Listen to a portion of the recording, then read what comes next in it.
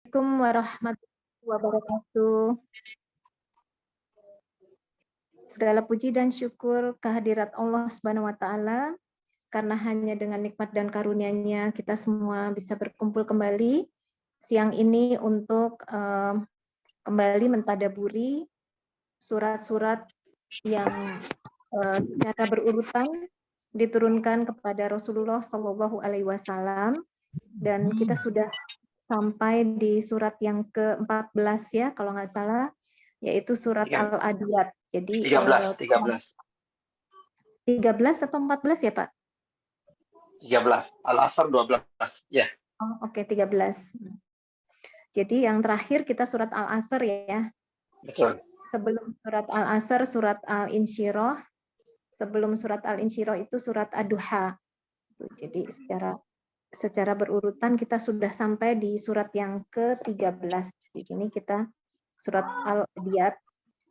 Mudah-mudahan kita semua selain diberikan nikmat iman, nikmat Islam, nikmat sehat, nikmat rizki yang berkah, nikmat kelapangan waktu, dan nikmat keistiqomahan, kita juga diberikan kemampuan untuk mengambil manfaat dan mengimplementasikannya ya, untuk melaksanakannya. Amin ya Rabbal Alamin.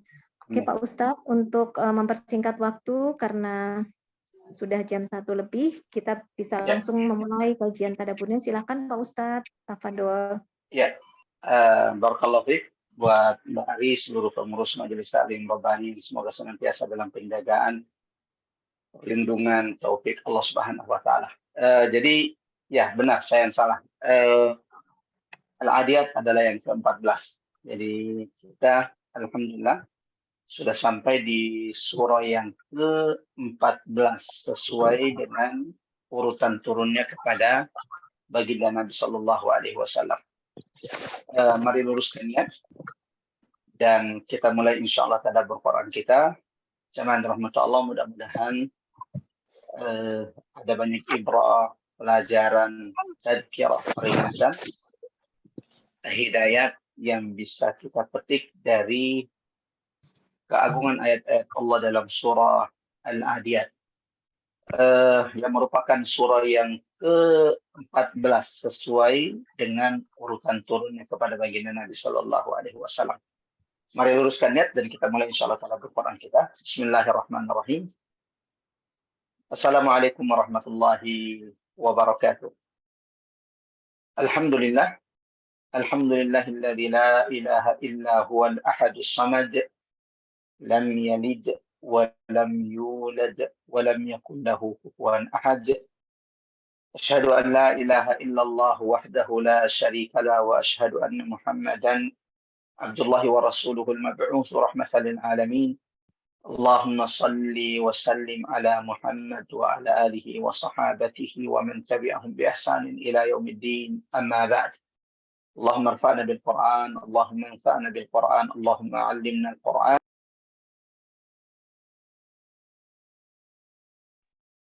Subhanaka la ilma lana illa ma 'allamtana innaka antal alimul hakim.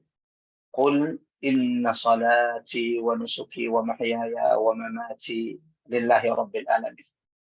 Jamaah rahmat Allah, ikhwatal iman azanallahu wa iyyakum ajma'in, ibu-ibu Majelis Taklim Rabbani dan seluruh jamaah yang telah bergabung di tadabbur Quran kita pada siang hari ini, memetik ibrah, pelajaran, hidayat dari keagungan ayat-ayat Allah yang diturunkan kepada Nabi sesuai dengan urutan turunnya.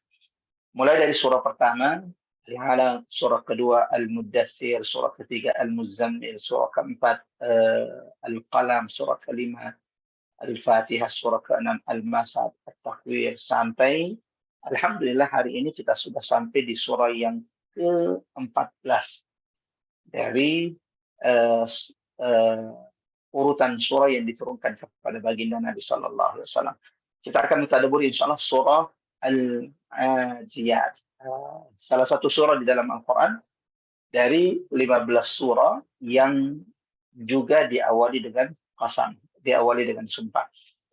Sambil kita melanjutkan muqaddimah kepada seluruh jamaah rahmat Allah, boleh melihat mushafnya dan mulai mengecek ada berapa qasam, ada berapa sumpah yang Allah sebutkan di surah Al-Adiyat ini, yang merupakan surah ke-14 sesuai dengan urutan turun. Adapun urutannya dalam mushaf, Rasulullah SAW memerintahkan sahabat yang menulis mushaf, penulis wahyu, untuk meletakkan surah Al-Adiyat setelah surah Al-Zalzalah, yaitu surah yang ke-100 dalam urutan mushaf. Mengawali tadabbur Quran kita pada siang hari ini, Rabu 14 Ramadan. Allahu Akbar. Kita akan sampai di pertengahan Ramadan. Mudah-mudahan insya Allah di hari ke-14 Ramadan ini, Allah menerima setiap puasa, ruku, sujud, tilawah, dan ibadah-ibadah kita. Mudah-mudahan jemaah rahmatullah, sama-sama kita berdoa. Di hari ke-14 ini, bulan Ramadan, Syahrul Mubarak, bulan yang penuh berkah, penuh rahmat ini, kita sudah termasuk di antara hamba-hamba Allah yang telah dibebaskan, dijauhkan, diselamatkan dari siksa neraka Allah Subhanahu wa taala. Allahumma amin. Mengawali tadabbur Quran kita, mari sama-sama kita mengagungkan asma Allah di majelis ini. Subhanallah walhamdulillah wa la ilaha illallah, Allahu akbar. Mudah-mudahan saat ini Allah turunkan keberkahan, rahmat di tengah-tengah kita.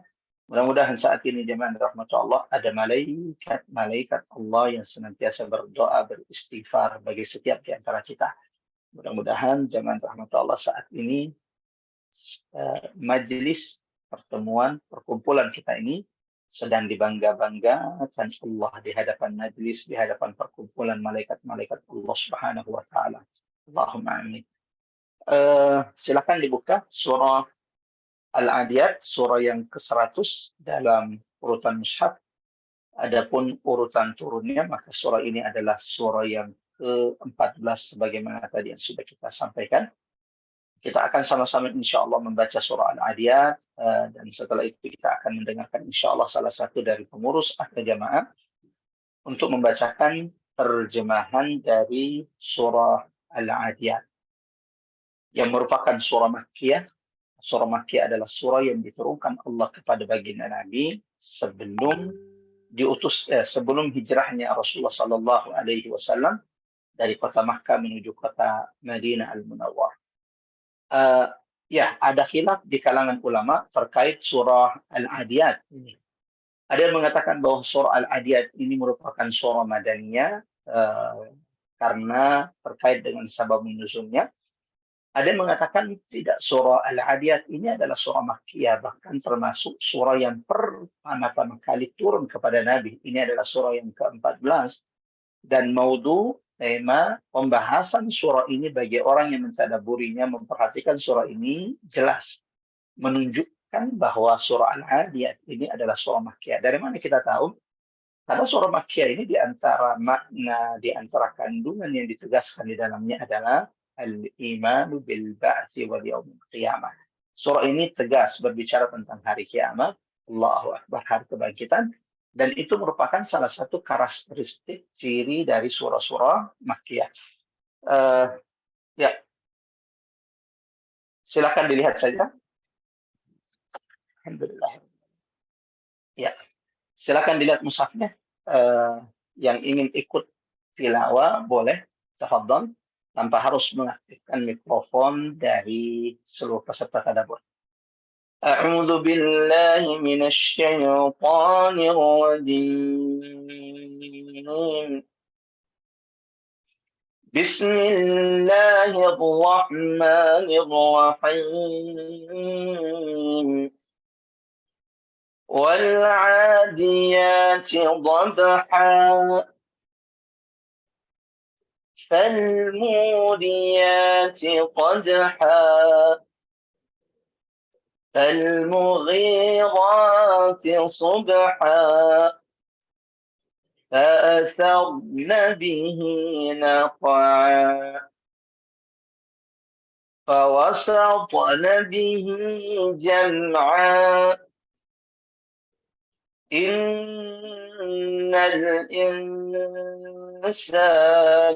لربه لكنود وإنه على ذلك لشهيد وإنه لحب الخير لشديد أفلا يعلم إذا بعثر ما في القبور وحصل ما في الصدور إن ربهم بهم يومئذ لخبير. Allahumma arhamna bil Quran, Allahumma arhamna bil Quran, Allahumma arhamna bil Quran. Semoga Allah senantiasa merahmati kita dengan rahmat Quran. Allahumma rizukna tilawat al-Quran ana al-laili wa atrafan nahar.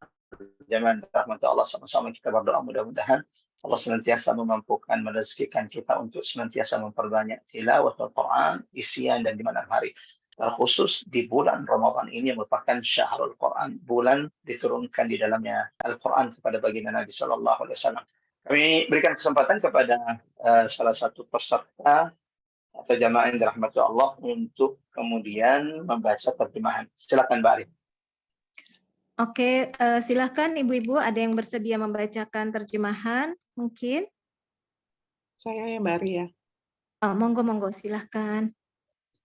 Bismillahirrahmanirrahim. Bismillahirrahmanirrahim.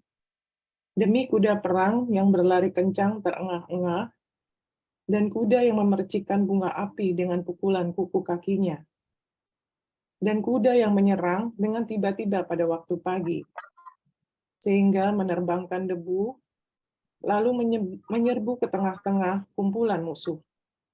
Sungguh, manusia itu sangat ingkar, tidak bersyukur kepada Tuhannya. Sesungguhnya, dia manusia menyaksikan mengakui keingkarannya. Dan sesungguhnya cintanya kepada harta benar-benar berlebihan. Maka tidaklah dia mengetahui apabila apa yang ada di dalam kubur dikeluarkan. Dan apa yang tersimpan di dalam dada dilahirkan. Sungguh, Tuhan mereka pada hari itu maha teliti terhadap keadaan mereka. Shadaqallahul azim. Sadaqallahul azim wa sadaqa rasulul karim wa nahnu ala dhalika minas syahidin. Allahumma arhamna bil Quran, Allahumma arhamna bil Quran. Ya, barakallahu fikum bagi seluruh jamaah rahmat Allah yang sudah sama-sama mendengarkan surah Al-Adiyat atau membaca surah Al-Adiyat. Dan alhamdulillah barusan kita dengarkan terjemahan dari surah Al-Adiyat, di mana surah ini Allah Subhanahu wa taala awali dengan qasam, awali dengan sumpah. Ini berulang-ulang sudah kita sampaikan. Mudah-mudahan insya Allah ini menjadi ilmu bermanfaat dan menguatkan apa yang sudah selama ini kita ketahui, bahwa Quran itu tidak ada yang tidak penting. Dalam Quran surah Hud Allah tegaskan, kitabun uhkimat ayatuhu. Quran ini pengaturan ayatnya, pemilihan katanya, penyusunan huruf-huruf kalimatnya, uhkimat min ladun hakimin khabir. Itu sudah terbaik dari sisi Allah Subhanahu wa taala. Keterbatasan kita dengan rahmat Allah yang tidak bisa melihat keajaiban dan kedahsyatan Quran. Keterbatasan kita dengan bahasa Arab yang memang ya kami saja juga masih sangat lemah bahasa Arabnya. Yang seandainya kita paham bahasa Arab, mungkin kita juga akan terkagum-kagum, tertakjub setiap mendengarkan ayat-ayat Quran ini, seperti yang Allah ceritakan tentang sekelompok jin dalam Quran surah 46, mohon maaf, surah Al-Ahqaf, ketika sekelompok jin pertama kali mendengarkan Quran, maka yang keluar dari mulut mereka adalah ketika mendengarkan Quran dan memahami kedahsyatan Quran. Inna sami'na Qur'anan ajaba. Sungguh kami telah mendengarkan Quran ajaba. Quran yang ajaib. Kesan pertama mereka mendengarkan Quran, mereka tahu bahwa Quran ini tidak lain kecuali petunjuk kepada kebenaran dan jalan yang paling lurus. Yahdi ilal haq. Ayat-ayat Quran ini tidak punya tujuan kecuali menyeru, membimbing, menunjukkan kita kepada kebenaran. wa yahdi ila thariqin mustaqim. Ini jin pertama kali mereka mendengarkan Quran. Pertama kali mereka mendengarkan Quran. Kesan pertamanya, Quran itu ajaib. Lalu mereka kemudian mengatakan Quran ini tidak lain kecuali menunjukkan kepada jalan yang benar. Quran surah Al-Ahqaf ayat 29 sampai 31. Quran ini tidak lain kecuali menunjukkan kepada jalan yang paling lurus. Allahu Akbar. Maka setelah mereka tahu tentang itu, tahu bahwa Quran ini ajaib, tahu bahwa Quran ini tak lain kecuali menunjukkan kepada yang benar, Quran ini tak lain kecuali menunjukkan kepada jalan yang paling lurus. Apa yang mereka lakukan jamaah rahmat Allah? Jangan sampai jin lebih pintar dari kita semuanya. Yang jin lakukan ketika mereka sudah tahu keajaiban, kedahsyatan, keagungan, kemuliaan Quran ini, mereka menyeru keluarga, kerabat, kaum mereka untuk beriman kepada Quran. Ibu-ibu majelis taklim Rabbani yang sudah ikut tadabbur dari awal, yang sudah ikut tadabbur dari surah pertama yang diturunkan Allah kepada baginda Nabi, kepada kekasih Muhammad SAW. Jangan sampai 13 surah yang sudah kita tadabburi ini belum pernah ada yang kita sampaikan kepada orang-orang terdekat kita. Jin, ketika mereka sudah takjub, ketika mereka tahu bahwa Quran ini adalah petunjuk kepada kebenaran, ketika mereka tahu bahwa ini adalah petunjuk kepada jalan yang lurus, perhatikan baik-baik. Firman Allah dalam Quran surah Al-Ahqaf ayat 31. Ya qaumana ajibu da'iyallah. Apa artinya? Wahai kaumku. Ini jin. Wahai kaumku. Ajibu da'iyallah. Sambut seruan hamba Allah yang menyeru kepada Allah. Wa aminu bih, beriman kepada Muhammad, beriman kepada dia. Allahu Akbar. Yaghfir lakum min dzunubikum wa yujirkum min adzabin alim. Karena kalau kalian beriman kepada Muhammad, Allah akan ampunkan dosa-dosa kalian. Allahu Akbar. Yang kedua, kalau kalian beriman kepada Muhammad dan beriman kepada Quran yang dibawanya, jamaah rahmatullah, kata jin, yujirkum min adzabin alim. Allah tidak hanya mengampunkan dosa-dosa kalian, tapi Allah juga akan menjauhkan kalian dari siksa neraka. Baru-baru ini saya mendapat ilmu yang bermanfaat. Mungkin bisa diamalkan oleh jamaah rahmatullah Allah. Ini hanya doa, dan doa itu bebas. Dari awal kami masuk pesantren tahun 95. Ada satu doa dari Quran yang diajarkan guru kami, Allah yarham ayahanda Gurunda Haji Landra Said saat itu. Setiap ingin menghafal Quran, maka kami dianjurkan membaca satu ayat dalam surah Al-A'la. Apa ayatnya? Sanuqri'uka fala tansa. Ya, jadi kami diajarkan sama beliau, setiap ingin baca Quran dianjurkan baca zikir itu. Sanuqri'uka fala tansa. Pondok kami adalah pondok tahfidz, sehingga santri dinasihati kalau ingin memulai menghafal, baca itu. Sanuqri'uka fala tansa. Kami akan bacakan kepadamu ya Muhammad, dan jangan pernah lagi engkau melupakannya. Ada ilmu yang baru kami dapatkan dari guru kami, Ustaz Bahtiar Nasir. Satu lagi doa, kalau ingin baca Quran, ucapkan kata ini. Dan ini juga disebutkan dalam Quran surah Ali Imran, surah ketiga, terhadap orang-orang ar-rasikun, orang-orang yang berilmu, orang-orang yang istiqamah, orang-orang yang teguh ketika mereka membaca ayat-ayat Allah Subhanahu wa taala. Di ayat ke-7 ya. Di ayat ke-7.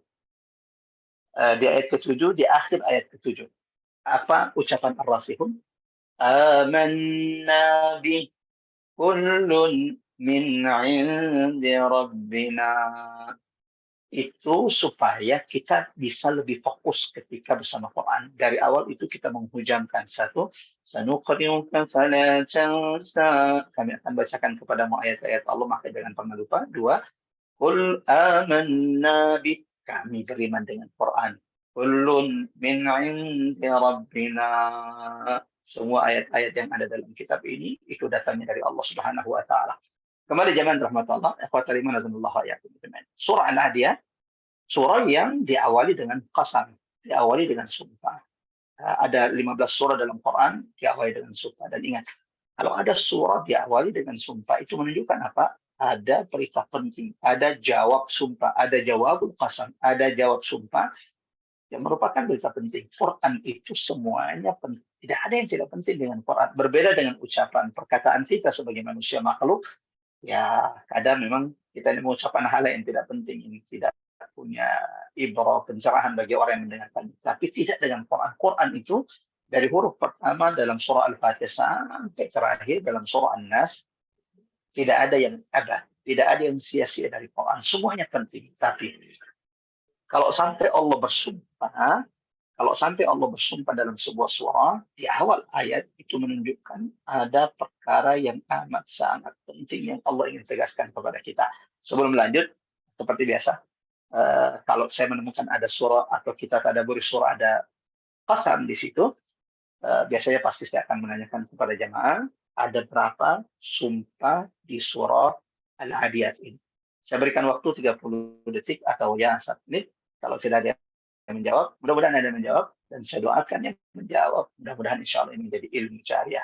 Dari Mbak Aris Sinta, surah ini diawali dengan 3 qasam, 3 sumpah. Masya Allah. Ada yang mau memberi jawaban lain?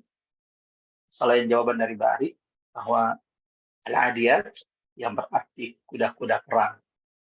Ada 3 qasam, 3 sumpah yang mengawali surah ini. Dari Mbak Tatat, Masya Allah. Mudah-mudahan seluruh jemaah yang dirahmati Allah, Mbak Tatat dan semuanya dimampukan Allah menjadikan Ramadan ini sebagai syahrul Quran. Mbak Tatat, Masya Allah menyebutkan ada 5 qasam, 5 sumpah Allah Akbar. Ini lebih banyak nih. Masya Allah. 3 sumpah saja itu sudah menunjukkan sudah tidak main-main. 1 sumpah saja itu sudah cukup membuat kita hati-hati, perhatian terhadap surah yang diawali dengan sumpah.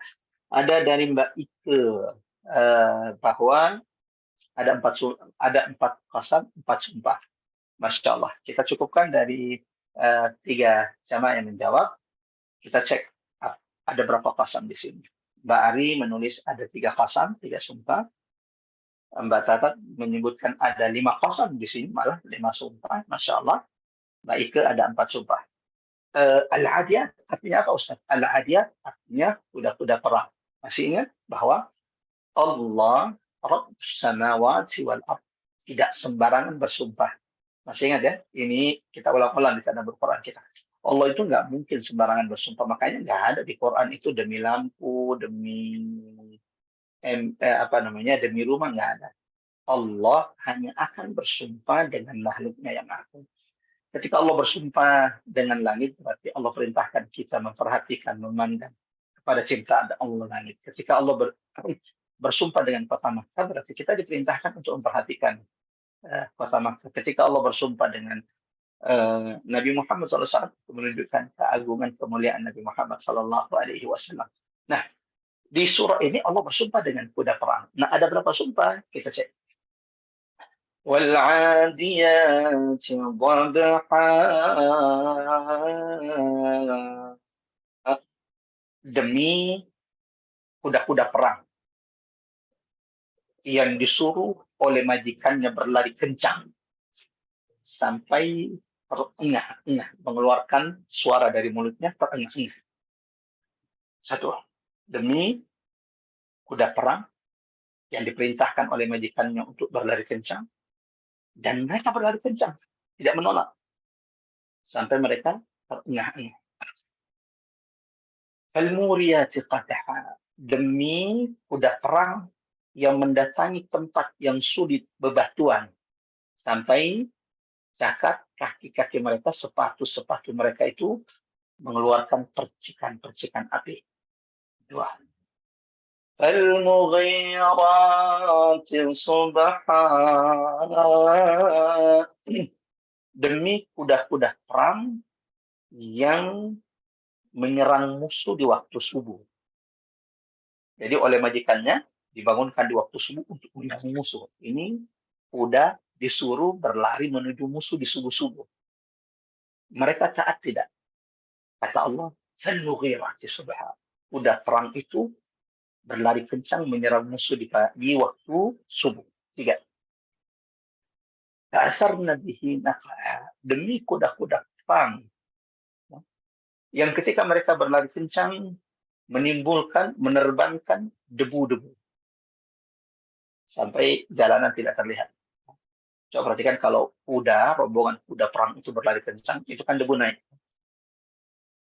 Yang terakhir, fawasafna bihi jama'a, demi kuda perang yang menyerang sampai masuk ke medan perang di tengah-tengah tebasan pedang, kilauan pedang.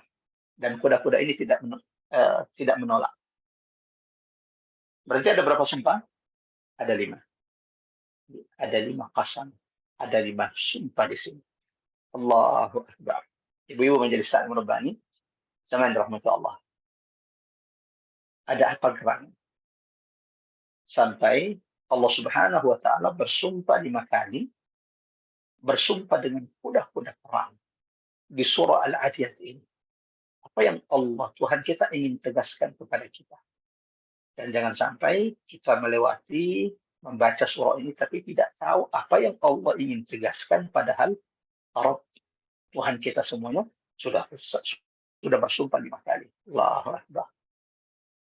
Sebelum kita bahas apa yang Allah ingin tegaskan, sampai Allah bersumpah dengan 5 kali sumpah di surah ini. Yang mana jawabul qasamnya, nanti ada yang akan juga kita jelaskan insya Allah. Yang pasti bahwa ada berapa? Ada 5 sumpah, ada 5 qasam mengawali surah Al-Adiyat. Itu menunjukkan ada hal, ada perkara, ada berita yang amat sangat penting. Ya Abdullah, wahai hamba Allah, ya umat al-Islam, wahai umat Nabi Muhammad, jangan lalaikan perkara penting yang Allah demi tegaskan kepada kita sampai bersumpah 5 kali. Apa itu Ustaz? Nanti akan kita bahas. Tapi kita bicara dulu tentang kuda. Allah bersumpah dengan kuda. Itu menunjukkan bahwa kuda itu memiliki keutamaannya. Masih ingat? Zaman rahmat Allah. Bagaimana di dalam Quran Allah bersumpah dengan beberapa buah. Di antaranya apa? Buah tin dan buah zaitun. Itu menunjukkan keutamaan buah tin dan buah zaitun dibanding buah-buah yang lainnya yang ada di atas muka bumi ini. Ini sudah pernah kita bahas. Buah tin adalah buah surga yang diturunkan ke dunia. Buah zaitun adalah pohon yang berkah. Nabi menganjurkan kita untuk memakan dan meminum buah zaitun. Dan kita diperintahkan untuk beroles dengan minyak zaitun oleh baginda Nabi. Fa'innaha min syajaratin mubarakah. Karena ia pohon yang berkah. Pohon zaitun itu dibenci oleh syaitan. Sehingga tidak banyak biasanya ustaz ketika dia meruqyah maka dia akan menggunakan media meruqyah. Itu salah satu media meruqyahnya adalah minyak zaitun. Dulu saya pernah dapat hadiah dari salah satu peruqyah di Saudi, minyak zaitun yang sudah diruqyah. Qadarullah yang sudah habis. Nah, jamaah rahmatullah akhwatal iman sallallahu alaihi wasallam. Allah bersumpah dengan kuda. Ada apa dengan kuda? Kuda, jamaah rahmatullah, memiliki keutamaannya yang tidak dimiliki oleh hewan-hewan yang lain. 1.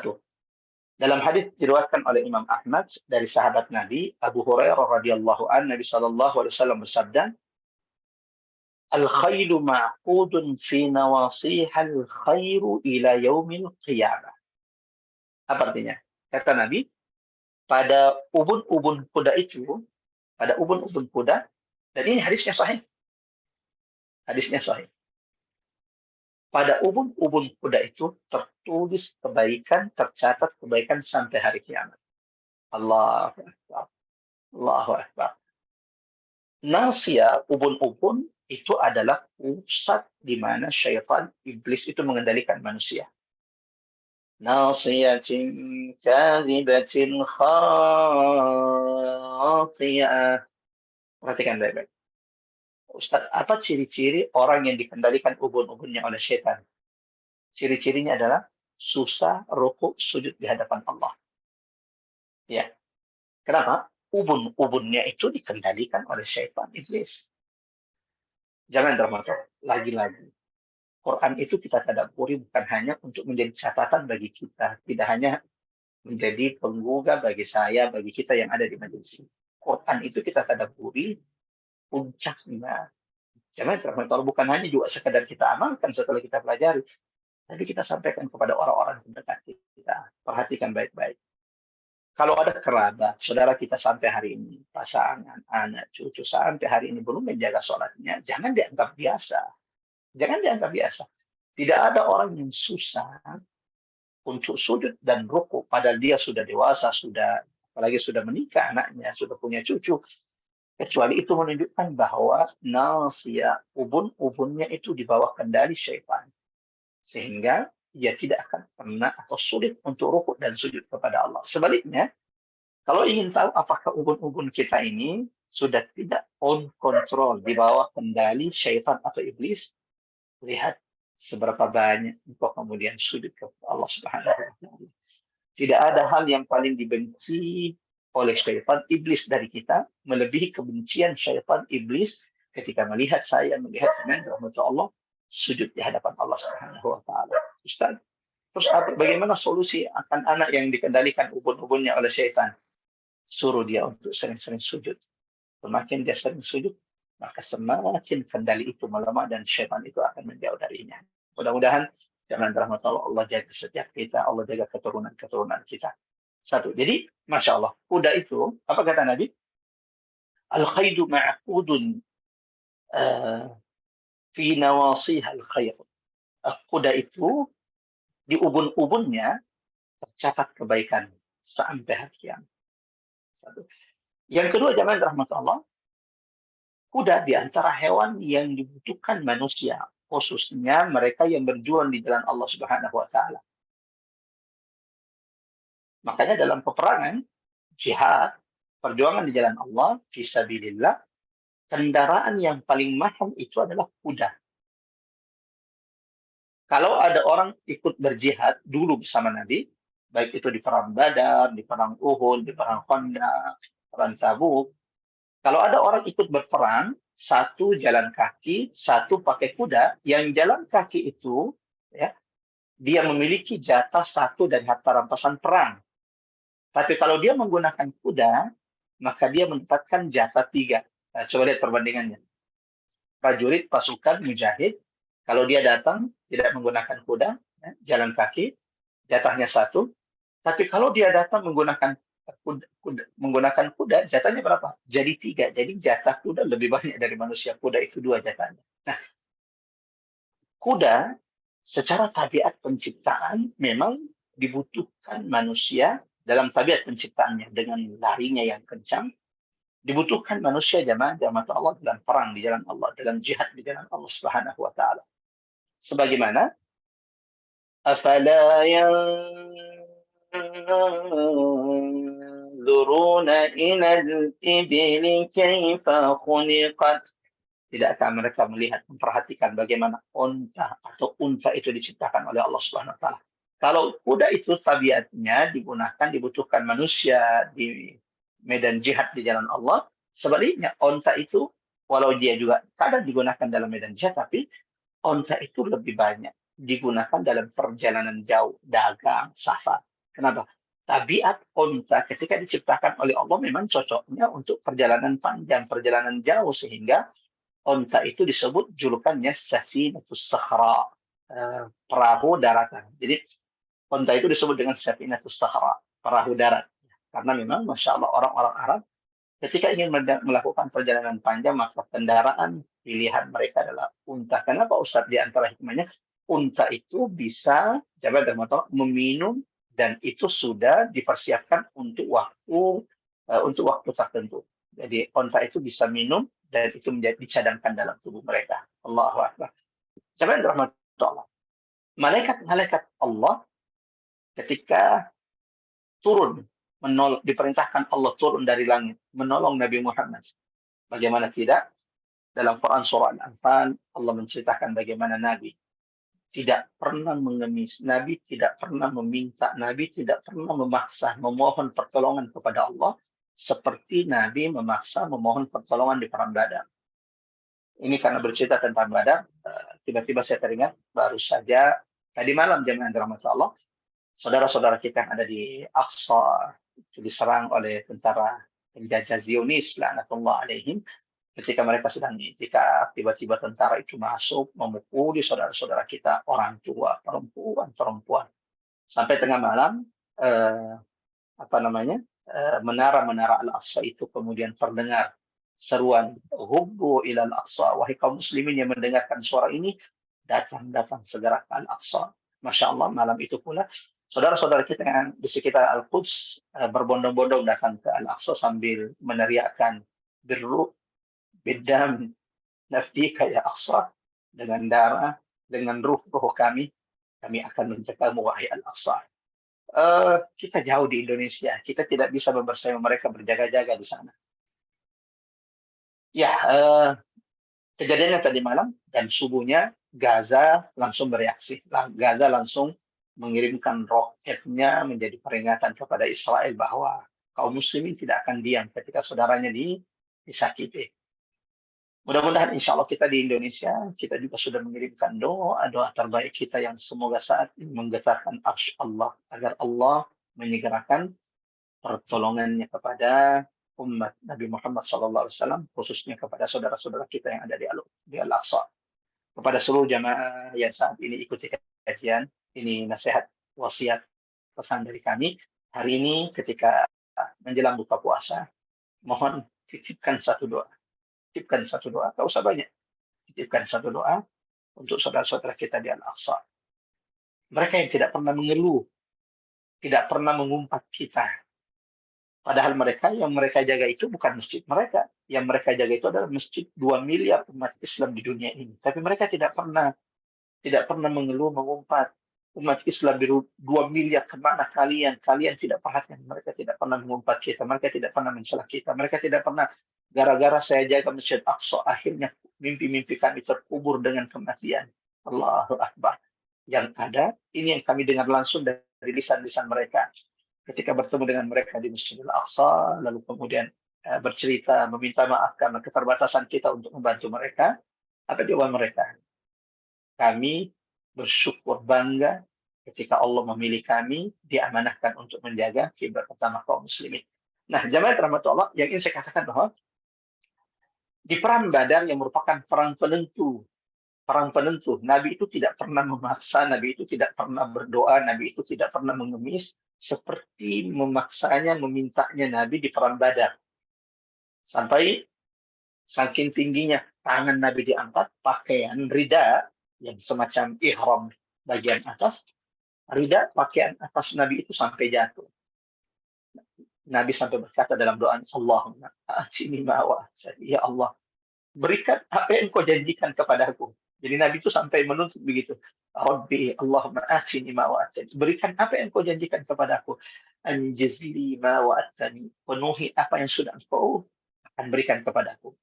Allahumma, kata Nabi, in tuhlik hadhil isabat min ahli Islam. Kalau sampai pasukan kaum muslimin ini kalah di perang Badar, kalau sampai kami ini kaum muslimin kalah di perang Badar ini, lan tu'bad fil ardi abada. Engkau tidak akan pernah lagi disembah di atas muka bumi ini.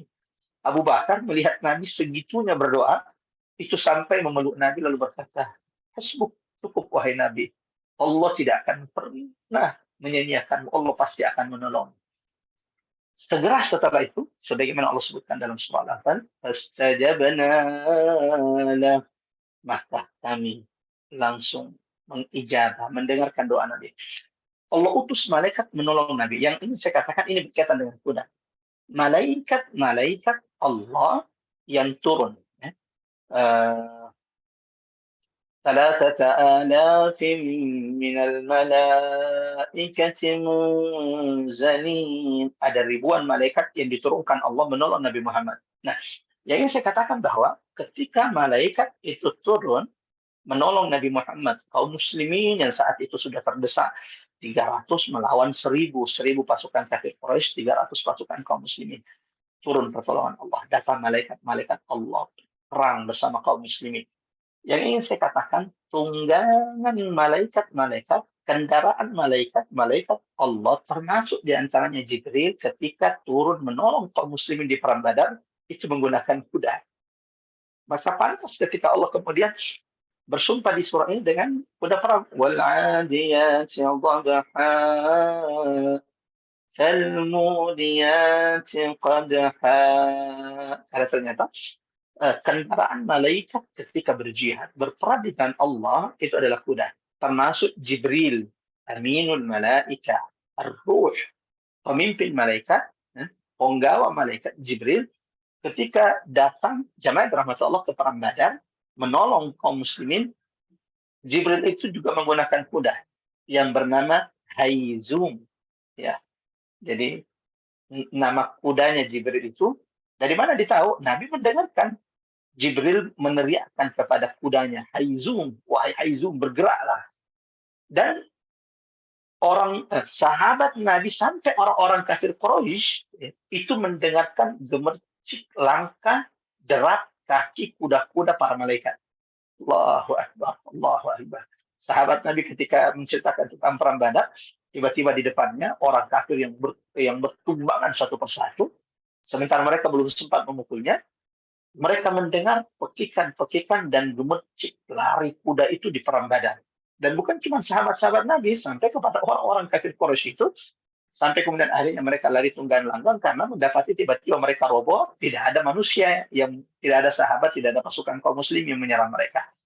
Nah, ini tentang kuda, jamaah rahmat Allah. Lanjut. Kuda itu ditakuti oleh syaitan.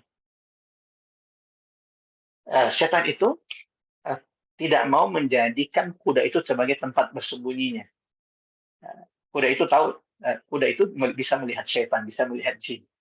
Maka syaitan, kuda, jin itu tidak mau menjadikan syaitan itu sebagai tempat menjadikan tempat bersembunyinya. Jadi sebenarnya aman tuh kalau kemudian ada orang memelihara kuda, ya. Jamaah rahmat Allah. Walau juga hati-hati karena Nabi SAW menyebutkan bahwa kuda itu ada 3 bentuk. Kuda itu ada 3 macam. Ada kuda yang pemiliknya mendapat pahala, ada kuda yang pemiliknya mendapat satar. Satar itu apa? Penghalang dari Allah. Ada kuda pemiliknya mendapat dosa dari Allah Subhanahu wa taala. Yang mana Ustaz? Yang mendapatkan pahala? Yaitu yang menggunakan kudanya di jalan Allah Subhanahu wa taala. Kudanya menjadi satar pelindung, yang menjadikan kudanya untuk mencari nafkah, untuk kebutuhan hajatnya.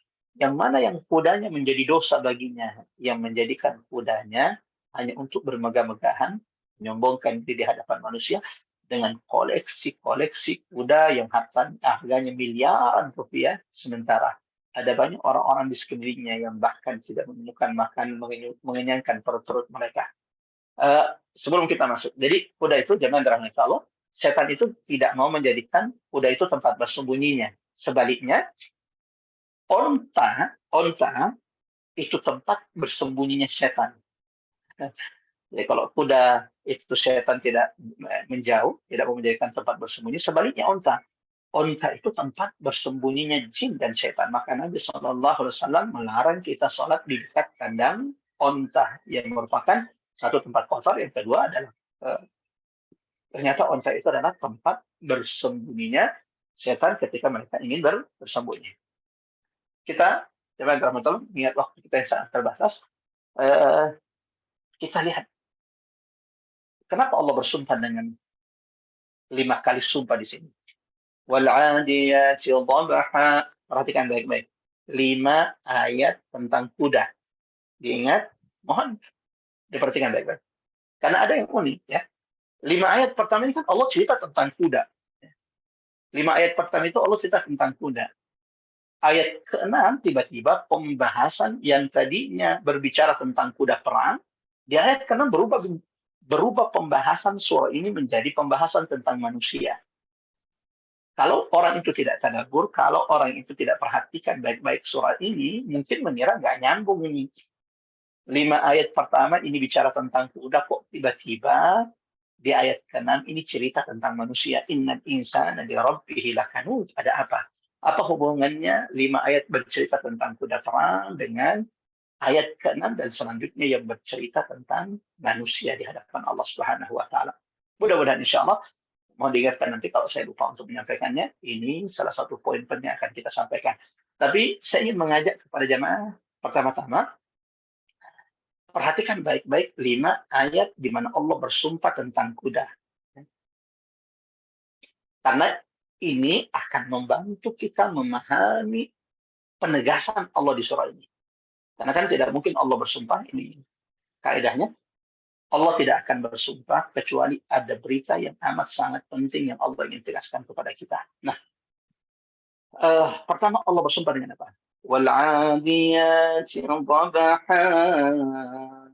Allah bersumpah dengan kuda perang yang diperintahkan berlari kencang, ya. Diperintahkan berlari kencang dan mereka berlari kencang terengah-engah. Sampai terengah-engah. Ada nggak yang kuda perang menolak? Saya tidak mau disuruh lari kencang, capek. Kuda itu tunduk taat kepada majikannya. Sampai ketika dia disuruh lari kencang di medan perang, mereka taat tunduk kepada majikannya, berlari sekencang-kencangnya sampai mengeluarkan suara. Falmuriyati qadha. Wahai manusia, perhatikan bagaimana kuda-kuda perang yang melewati jalan terjal, bebatuan. Falmuriyati qadha. Jalan terjal, bebatuan, sampai kemudian kaki-kaki mereka memercikkan api. Adakah kuda itu kemudian menolak? Oh, saya tidak mau. Ini gunung, ini bebatuan. Mundur, menolak, menjatuhkan majikannya. Tidak. Kuda perang, lagi-lagi, tunduk, taat kepada majikannya. Falmughirati subha. Wahai manusia, perhatikan. Lihat kuda-kuda perang yang dibangunkan oleh majikannya di waktu subuh, dibangunkan oleh majikannya di waktu subuh, untuk kemudian menyerang musuh. Mereka menyerang atau kemudian melanjutkan tidur. Jawabannya, mereka bangun dan mereka berlari kencang, tunduk kepada majikannya. Tidak ada yang tetap tidur, berdengkur, tidak ada. فَأَثَرْنَ بِهِ نَقْعًا. Wahai manusia, lihat, gunakan akalmu.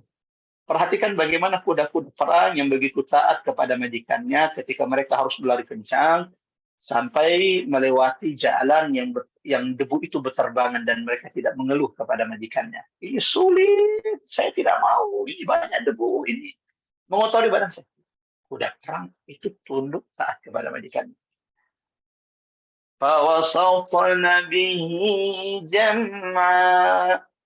Wahai manusia, wahai kalian yang berakal, perhatikan sejenak kepada kuda perang yang Allah bersumpah dengannya.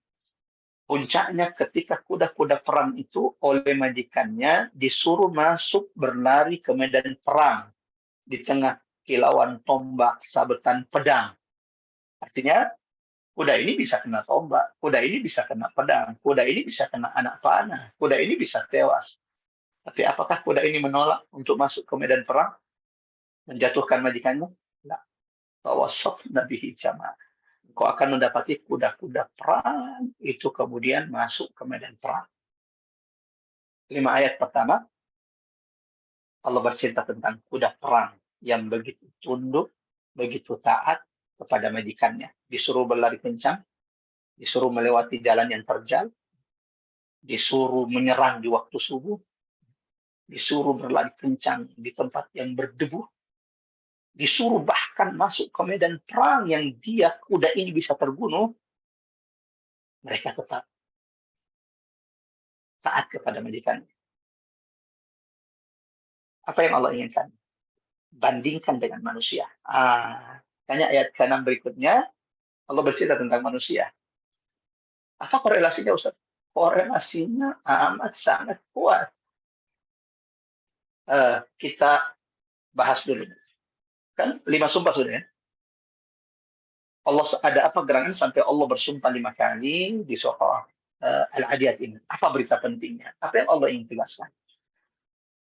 Ada 3 hal yang Allah ingin tegaskan di sini di surah ini. Ada 3 hal yang menjadi penegasan di surah Al-Adiyat sampai kemudian Allah itu bersumpah 5 kali. Pertama, Innal insana li rabbihi lakanud. Innal insan, sesungguhnya manusia, li rabbihi lakanud, amat sangat ingkar, kufur, durhaka kepada Tuhannya. Satu. Wa innahu ala dzalika lasyahid. Dua yang Allah tegaskan bahwa sesungguhnya manusia itu sadar kalau dia ingkar, sadar kalau dia sedang kufur kepada Tuhannya. Manusia itu bukan tidak sadar kalau dia bermaksiat, kalau dia sedang kufur, kalau dia sedang mengingkari Tuhannya. Yang ketiga yang Allah ingin tegaskan, sampai Allah bersumpah 5 kali di surah ini. Wa innahu li'ubbil khairi lasyadid. Yang membuat manusia itu kufur, yang membuat manusia itu ingkar, yang membuat manusia itu bebal dari peringatan-peringatan Tuhannya. Wa innahu lihubbil khairi lasyadid. Karena manusia yang amat sangat berlebihan cinta kepada dunia ini, kepada harta. Sampai di sini, jamaah rahmat Allah Subhanahu wa taala, mari sejenak kita perhatikan 3 hal yang Allah tegaskan di surah Al-Adiyat ini sampai Allah bersumpah 5 kali dengan kuda-kuda perang. Apa yang pertama? Allah ingin menegaskan kepada kita jamaah rahmat Allah, innal insana li rabbihi lakanud. Kebanyakan manusia itu, bagi yang ikut tadabbur surah Al-Asr pekan yang lalu, kita sudah menyebutkan bahwa kalau ada kata insan dalam Quran, biasanya itu konteksnya negatif. Kalau Allah menyebut manusia dengan kata-kata insan dalam Quran, itu biasanya konteksnya negatif.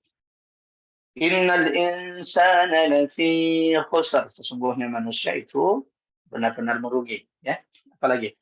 Innal insana khuliqa hanu'a. Manusia itu suka berkeluh kesah. Ini negatif. Apalagi?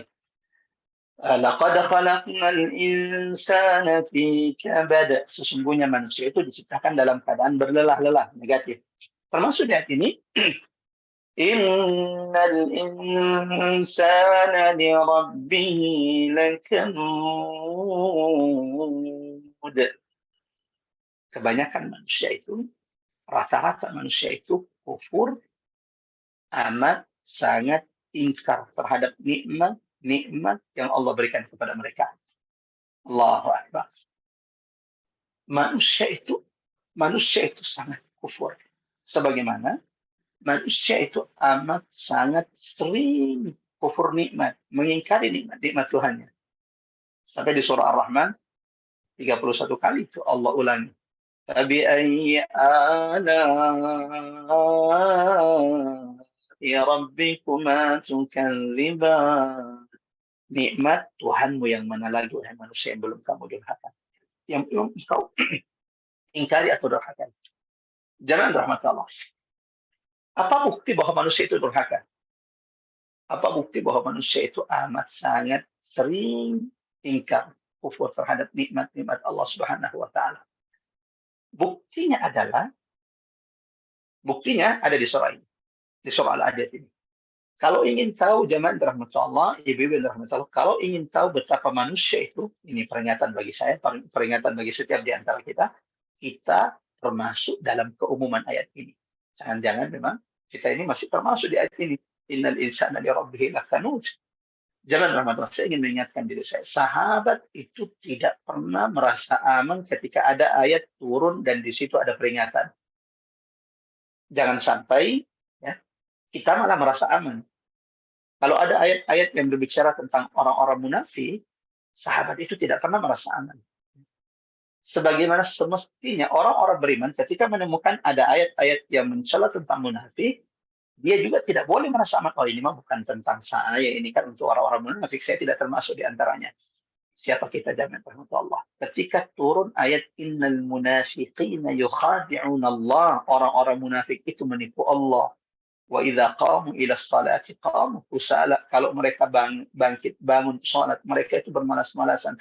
Wa la yadhkuruna Allah illa qalila, dan mereka kemudian kalau berzikir kepada Allah tidak mengingat kepada Allah kecuali sedikit. Nah, ketika turun ayat ini dan Nabi mengatakan bahwa saya tahu kepada siapa ayat ini turun, apa yang terjadi? Sahabat-sahabat Nabi itu takut kalau mereka kemudian termasuk di antara yang disebutkan dimaksud Allah di ayat tersebut.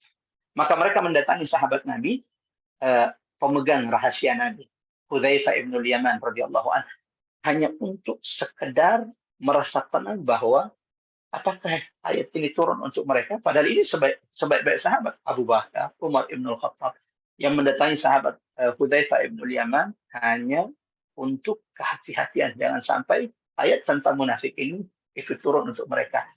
Kalau Abu Bakar seperti itu, jamaah yang dirahmati Allah, semestinya kita jauh lebih wajib untuk kemudian takut.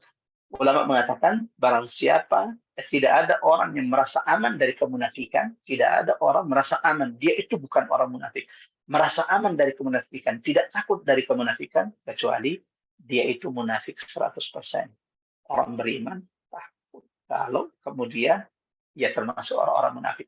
Sebagaimana zaman Allah, ketika Allah di ayat ke-6 ini menegaskan, Innal insana li rabbihi lakanud. Orang beriman itu semestinya takut kalau ia termasuk yang kufur, ingkar kepada nikmat-nikmat Tuhannya. Nah, kembali. Kalau ingin tahu bagaimana kufurnya manusia, bagaimana ingkarnya manusia kepada Tuhannya, sebagaimana Allah tegaskan di sini, bandingkan manusia dengan kuda perang. Coba perhatikan. Coba bandingkan antara manusia al-insan dengan kuda perang. Bandingkan ketaatan mereka, yang mana lebih taat? Kuda perang kepada majikannya atau manusia kepada Tuhannya? Allahu Akbar. Kalau engkau sudah merenunginya, kalau engkau sudah memperhatikan ini, kalau engkau sudah membanding-bandingkannya, maka engkau akan mengatakan shadaqallah, maha benar Allah. Betapa kita manusia ini kufur, betapa kita manusia ini sering ingkar terhadap nikmat-nikmat yang banyak kepada kita. Tidak percaya? Mari coba kita bandingkan antara manusia dengan kuda perang. Jangan Allah. Lihat kuda perang dan bandingkan dengan manusia. Kuda perang ketika diperintahkan oleh majikannya berlari kencang, ada nggak mereka yang lambat? Jalan, santai, apalagi bermalas-malasan? Tidak. Allah katakan, wal-'adiyati dhabha. Kuda perang itu, kalau disuruh majikannya berlari kencang, mereka tidak punya pilihan. Mereka tunduk saat berlari kencang, walau harus terengah-engah mengeluarkan suara yang lelah. Perhatikan, bandingkan dengan manusia. Hayya 'alas shalah. Hayya 'alal falah.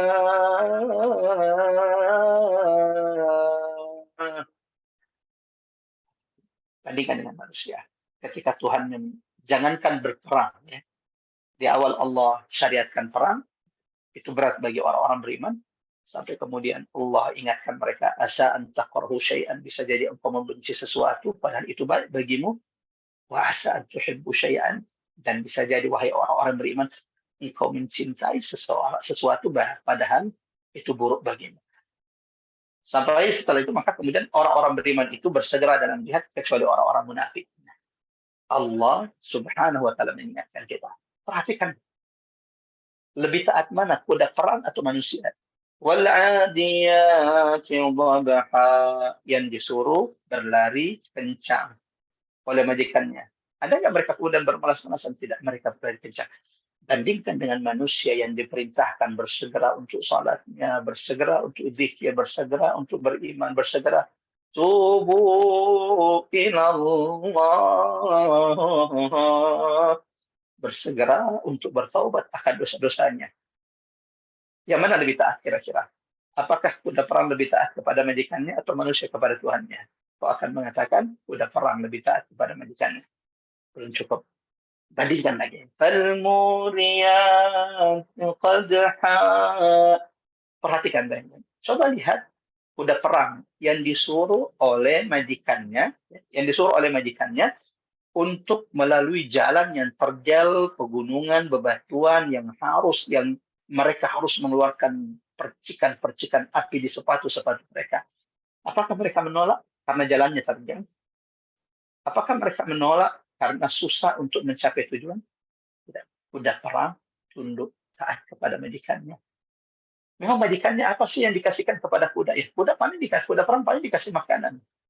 Bandingkan dengan manusia. Innal insana li rabbih lakanud.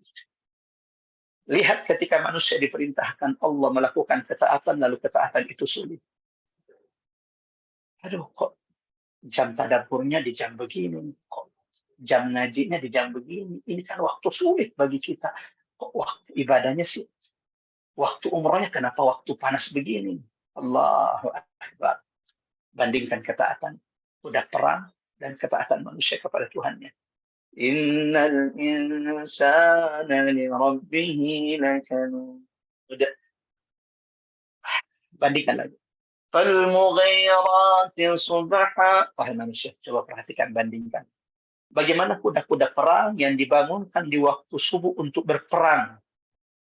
Adakah mereka kemudian menolak marah kepada majikannya karena masih mengantuk, menolak untuk bangun karena masih mengantuk? Tidak, kuda perang akan bangun lalu berlari kencang seperti yang diperintahkan majikannya. Bandingkan dengan manusia. As-salatu khairun minan naum. Bandingkan manusia yang diajak, diseru oleh Tuhannya kepada salat, kepada kemenangan, kepada ampunan Allah di waktu subuh. Ada berapa banyak manusia yang menyambut seruan Allah, dan berapa banyak manusia yang lebih memilih tempat tidurnya, melanjutkan tidurnya daripada mendatangi kemenangan, menyambut seruan Allah Subhanahu wa taala. Innal insana li rabbih lakanud. Bandingkan lagi jemaah rahmat Allah. Kuda perang yang berlari kencang sampai kemudian mengeluarkan debu. Apakah mereka kemudian menolak majikannya? Tidak. Kuda perang akan terus berlari walau debu itu berterbangan. Lihat manusia. Kalau ibadah itu sudah sulit, merasa melakukan ibadah itu, ketaatan itu sudah merasa sulit untuk dilakukan, mereka akan meninggalkannya. Yang mana lebih taat? Tidak cukup sampai di situ. Fawassatna bihi jam'a. Lihat kuda perang, bandingkan ketaatan kuda perang dengan ketaatan manusia dengan Tuhannya, kuda perang dengan majikannya, manusia dengan Tuhannya. Apa sih yang dijamin oleh majikan kuda perang ini sampai segitu tunduknya kuda perang kepada majikannya? Tidak ada, cuma tempat tinggal sama rumput, makanannya, minumannya. Lalu pertanyaannya, apa yang Allah telah karuniakan, telah jaminkan bagi manusia? Segala sesuatu. Rezeki, ajal, Allahu Akbar. Wa in ta'uddu ni'matallahi la tusuha. Wahai manusia, jika engkau menghitung-hitung nikmat Tuhan yang Allah karuniakan kepadamu, yang Allah jamin kepadamu, kau tidak akan pernah bisa menghitungnya. Tapi bandingkan ketaatan kuda perang dengan manusia dengan Tuhannya. Tawasatna bihi jam'a. Kuda perang itu kalau disuruh masuk ke medan perang dan dia bisa saja terbunuh, kena pedang, kena anak panah, kena tombak, apakah dia menolak? Tidak. Kuda perang, tawasatna bihi jam'a. Lalu bandingkan dengan manusia ketika disuruh berjuang di jalan Allah Subhanahu wa taala. Ketika mereka disuruh berkorban dengan harta yang mereka miliki, dengan tenaga mereka di jalan Allah. yang engkau dapati adalah ada banyak orang-orang munafik yang memilih untuk duduk, tidak keluar berperang di jalan Allah Subhanahu wa taala, berjuang di jalan Allah Subhanahu wa taala. Sampai di sini jemaah Allah, kalau engkau sudah membandingkan kuda perang, ketaatannya dengan majikannya dan manusia kepada Tuhannya, maka engkau akan mengatakan innal insana li rabbih lakanut. Apa yang Allah katakan, apa yang Allah firmankan di surah ini, bahwa manusia itu memang amat sangat ingkar kufur kepada Tuhannya dan nikmat-nikmat Tuhan. Yang kedua jemaah rahmatullah, wa innahu ala dzalika lasyahid. Apa yang Allah ingin tegaskan? Manusia itu sadar, manusia itu tahu, manusia itu menyaksikan kalau ia sedang kufur, ia sedang ingkar kepada Tuhannya. Ada banyak kisah, ada banyak bukti jemaah rahmatullah bagaimana manusia itu sebenarnya sadar kalau dia itu kufur, apa yang dilakukannya itu salah. Tapi apa yang membuatnya kok sudah tahu itu salah, sudah tahu itu kufur kepada Allah? Kenapa tetap dilakukannya? Wa innahu lihubbil khairi lasyadid. Harta dunia yang membutakannya untuk taat kepada Allah Subhanahu wa taala. Fir'aun salah satu contohnya. Wa fir'aun dzil autad. Fir'aun yang menyombongkan dirinya. Fa aktsaru fiha al-fasad, melakukan kerusakan di atas muka bumi Allah. Fir'aun yang mengaku ana rabbukumul a'la. Saya Tuhan kalian yang paling tinggi. Apakah ketika Fir'aun melakukan kerusakan ini, ketika Fir'aun membunuh bayi-bayi yang tidak berdosa, ketika Fir'aun mengaku sebagai Tuhan, apakah Fir'aun tidak sadar kalau apa yang dilakukan itu salah? Jawabannya sadar, tahu. Dalilnya apa Ustaz? Ya coba aja baca Quran surah Yunus, bagaimana ketika Allah menjelaskan Fir'aun yang hendak tenggelam. Hatta idza adrakahul gharaq. Ketika Fir'aun hendak tenggelam, apa yang diucapkan Fir'aun? Qala amantu annahu la ilaha. Fir'aun berkata, saya yakin saat ini aku beriman bahwa tidak ada Tuhan yang berhak disembah kecuali yang disembah oleh Bani Israel. Namun sudah terlambat. Allah mengatakan, al-an wa qad asaita qabl. Apakah sekarang engkau baru ingin tobat, wahai Fir'aun? Sementara sebelumnya ada banyak kufur, keingkaran yang kau lakukan kepada Tuhan. Penegasan ketiga dalam surah ini, jemaah rahmatullah, ibu-ibu majelis taklim Rabbani, semoga senantiasa dalam penjagaan perlindungan Allah Subhanahu wa taala. Wa innahu lihubbil khairi lasyadid. Apa yang membuat manusia tetap ingkar kepada Tuhannya padahal dia tahu kalau dia sedang kufur nikmat, dia tahu ia sedang melakukan hal yang dibenci oleh Allah? Ternyata jawabannya adalah ayat ke-8 dari surah Al-Adiyat ini. Rahasianya kenapa manusia tetap ingkar, tetap kufur walau mereka sudah sadar? Jawabannya adalah wa innahu lihubbil khairi lasyadid. Mereka itu berlebihan cinta kepada dunia dan harta. Saya ingin menegaskan jemaah rahmatullah, dan ini sering saya ulang-ulangi di majelis ini. Allah, Al-Quran tidak melarang kita cinta kepada harta. Kalau ada orang mengatakan saya tidak cinta kepada harta, maka ini adalah sungguh ungkapan perkataan yang salah. Nabi itu juga cinta dengan sebagian nikmat karunia Allah di dunia ini. Sampai Nabi mengatakan, hubbiba ilayya min dunyakum. Allah cintakan kepada saya dari nikmat-nikmat dunia kalian, at-tib wan nisa, parfum, wangi-wangian, dan istri-istri yang salihah. Ya, Islam, Allah, Quran tidak melarang kita cinta kepada harta. Yang dilarang adalah kalau kemudian berlebihan cinta kepada harta. Wa innahu lihubbil khairi lasyadid. Berlebihan cinta kepada Allah sampai lupa dengan Tuhannya yang telah mengkaruniakan nikmat tersebut. Berlebihan cinta kepada dunia dengan harta, mengejar harta sampai kemudian tidak punya waktu untuk Quran, umur sudah udur, rambut sudah memutih semuanya, tapi belum bisa membaca ayat-ayat Allah Subhanahu wa taala. Allah tidak larang kita cinta kepada dunia. Yang dilarang itu adalah kalau kita berlebihan cinta kepada dunia sampai kecintaan kita kepada dunia menjadikan tolak ukur orang itu disayang atau tidak oleh Allah adalah dunia. Tolak ukur orang itu kemudian sukses atau tidak adalah semuanya adalah ukurannya dunia. Wal'iyadzubillah. Wa innahu lihubbil khairi lasyadid. Berlebihan cinta kepada dunia. Sebagaimana juga yang Allah sebutkan dalam Quran surah Al-Fajr ayat 20. Wa tuhibbunal mala hubban jamma. Dan kalian cinta kepada harta dengan cinta yang berlebihan. Inilah yang merusak. Ini akan melalaikan manusia kepada Tuhannya. Ini akan membuat manusia kufur kepada Allah. Seperti inilah yang telah membuat Qarun itu sampai lupa diri. Kacang lupa sama kulitnya. Qarun itu karena min qaumi Musa. Qarun itu adalah sepupunya Nabi Musa. Anak pamannya Nabi Musa. Qarun itu adalah bagian dari Bani Israel, bukan orang Mesir, bukan seperti Firaun orang Mesir, dia tidak. Qarun itu orang Bani Israel. Qarun itu dulunya miskin. Qarun itu berdoa, minta doanya kepada Nabi Musa agar dikayakan Allah. Namun setelah dia kaya, berlebihan cinta dengan hartanya, mempertontonkan, membanggakan hartanya di hadapan manusia. Ketika diingatkan akan nikmat karunia Allah, apa kata Qarun? Qala utituhu ala ilmin, ini mah saya dapat asal usaha saya. Ya, hak-hak saya mau saya gunakan di mana, maksiat ke? La haula wala quwwata illa billah.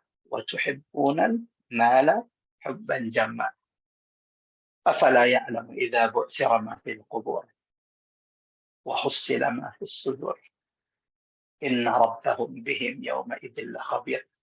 Tidakkah manusia yang ingkar kufur kepada nikmat Tuhan?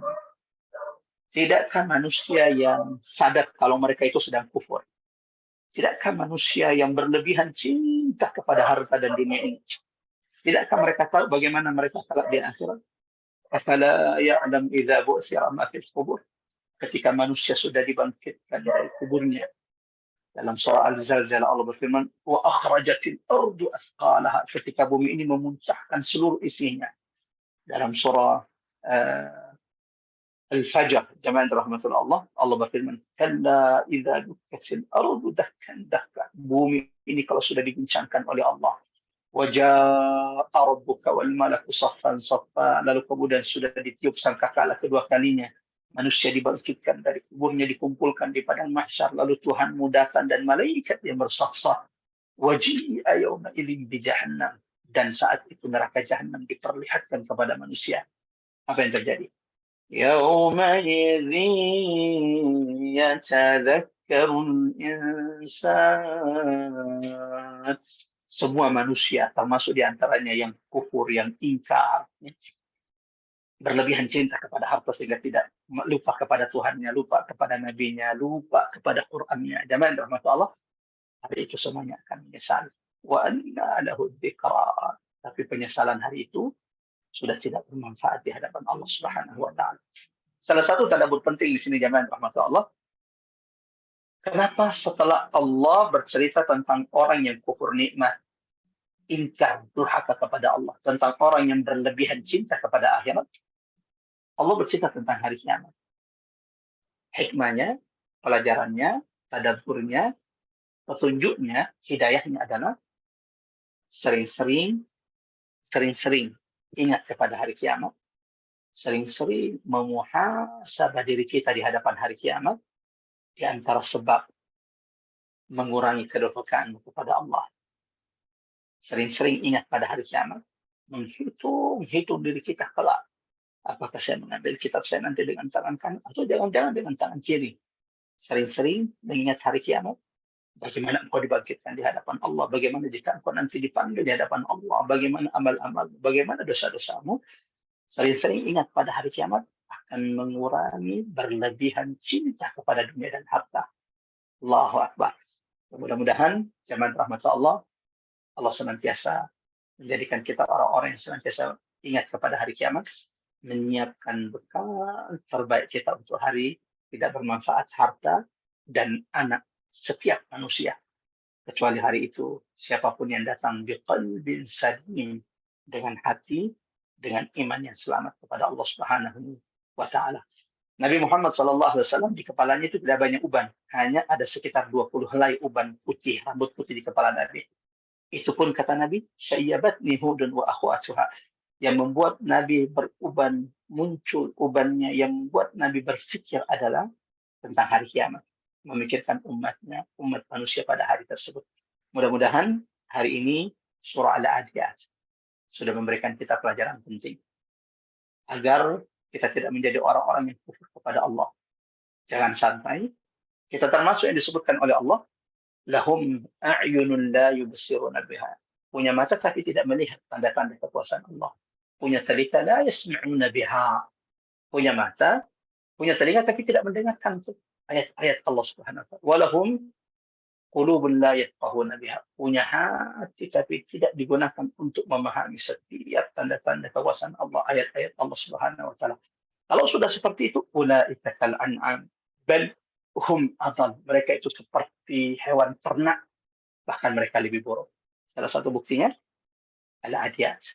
Bandingkan, perhatikan wahai manusia, antara ketaatan kuda perang dengan majikannya dan ketaatan manusia dengan Tuhannya. Yang mana lebih taat? Yang mana lebih tunduk? Mudah-mudahan kita tidak seperti orang-orang yang dicela oleh Allah, tidak ingkar, tidak kufur terhadap nikmat-nikmat yang Allah berikan kepada kita. Dan mudah-mudahan jamaah rahmat Allah, kita tidak menjadi orang-orang yang berlebihan cinta kepada dunia. Wa tuhibbuna al-mala hubban jamma. Sampai gara-gara pekerjaan, gara-gara bisnis, tidak ada waktu untuk belajar Quran, tidak ada waktu untuk memperbaiki tajwidnya, tidak ada waktu untuk mendalami Al-Qurannya, tidak ada waktu untuk mengenali Rasulnya, sirah, sejarah Nabi Muhammad, tidak ada waktu untuk mengenali Tuhannya dari ayat-ayat Allah Subhanahu wa taala, tidak ada waktu untuk kemudian melihat tanda-tanda kekuasaan Allah di alam semesta, termasuk tanda-tanda kekuasaan Allah yang disebutkan Allah dalam Al-Quran. Wal-iyadu billah. Terlebih ini bulan Ramadan. Mudah-mudahan Ramadan semakin mendekatkan kita kepada Allah. Mudah-mudahan Ramadan semakin memahamkan kita akan hakikat dunia. Mal fakhr fid dunya. Kata Ali bin Abi Thalib, apa yang kau banggakan dari dunia wahai anak cucu Adam? Dunia yang melupakanmu ini, dunia yang kau banggakan ini, dunia yang membuatmu lalai dari Allah, dari Rasul, dari Quran, dari kitabullah. Awaluha buka. Dunia ini awalnya tangisan. Awsatuha ana. Pertengahannya adalah lelah-lelah. Wa akhiruha fana. Dunia yang dibanggakan sebagai manusia ini, ujung akhir dari dunia ini adalah kesirnaan, kefanaan. Tidak ada yang dibanggakan. Ma indakum yanfad. Semua yang kau miliki saat ini. Harta, jabatan, dunia, semuanya akan sirna. Wa ma 'indallahi baqa. Sementara apa yang kau sudah korbankan di jalan Allah, itu yang akan kekal, itu yang akan kau temui di dunia. Punya deposit miliaran, sebelum disedekahkan wafat. Dari semua hartamu ini tidak ada yang menjadi milikmu kecuali apa yang sudah engkau belikan pakaian, lalu kemana pakaian-pakaian tersebut? Apa yang sudah engkau belikan makanan, lalu kemana makanan itu berujung? Yang ketiga, apa yang sudah engkau belanjakan di jalan Allah, itu yang akan engkau temui ketika engkau dibangkitkan pada hari kiamat. Mempertanggungjawabkan setiap nikmat karunia yang Allah telah berikan kepada kita. Mudah-mudahan jamaah rahmatullah taala bersingkat ini bermanfaat dan surah ini sudah menjadi pengingat bagi saya, bagi setiap di antara kita. Allahumma amin. Allahumma amin.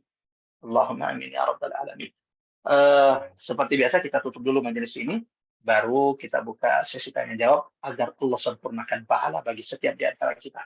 Mungkin di beberapa tempat sudah masuk asar sehingga harus meninggalkan majelis ini. Sama-sama kita baca surah Al-Asr. Lalu kemudian kita tutup majelis ini dengan doa kafaratul majelis. A'udzubillahi minasyaitonir rajim. Bismillahirrahmanirrahim. Wal 'asr innal insana lafi khusr illa alladziina aamanu wa 'amilus shalihaat wa tawashaw bil haqqi wa tawashaw bis sabr. Kita tutup dengan doa kafaratul majelis. Subhanakallahumma bihamdik, asyhadu an la ilaha illa anta, nastaghfiruka wa natubu ilaik. Wassalamualaikum warahmatullahi wabarakatuh. Saya kembalikan kepada Mbak Ana. Tafadhali, silakan. Terima kasih Pak Ustadz. Assalamualaikum warahmatullahi wabarakatuh. Terima kasih Pak Ustadz. Kita buka sesi tanya jawab seperti biasa. Ya, silakan.